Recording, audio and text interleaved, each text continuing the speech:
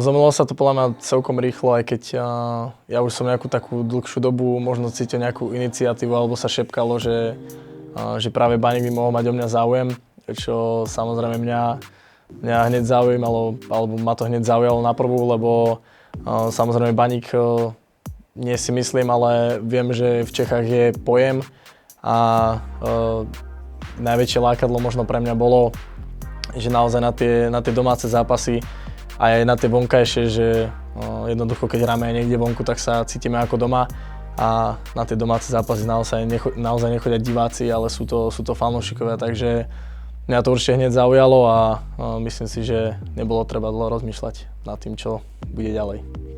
Keďže som obrovský fanúšik Liverpoolu, tak určite je to Milan Baroš a nejaké takéto spojenie s ním a samozrejme on je neodmysliteľná časť Baníku, takže určite je to Milan Baroš a potom samozrejme tí fanúšikovia, ktorí sú, dovolím si tvrdiť, jedni z najlepších v lige, ak nie najlepší.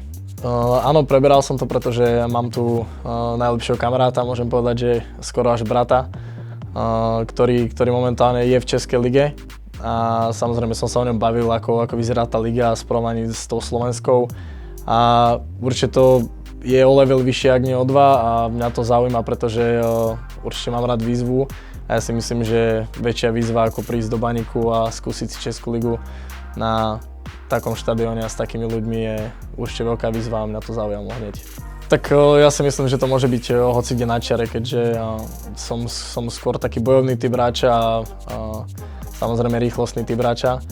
Takže hocikde na čiare, či je to vyššie alebo nižšie, na tej čiare sa cítim dobre. Nemám tam takú klaustrofóbiu, keď to tak môžem povedať a môžem vlastne využívať to, čo mám silné.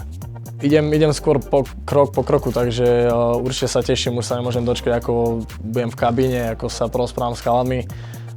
Dúfam len, že dobre zapadnem, že budeme všetci kamaráti aj mimo ihriska, nielen na tom ihrisku a potom samozrejme prebojovať sa nejako do základnej zostavy a splniť všetky očakávania aj trénera, aj klubu.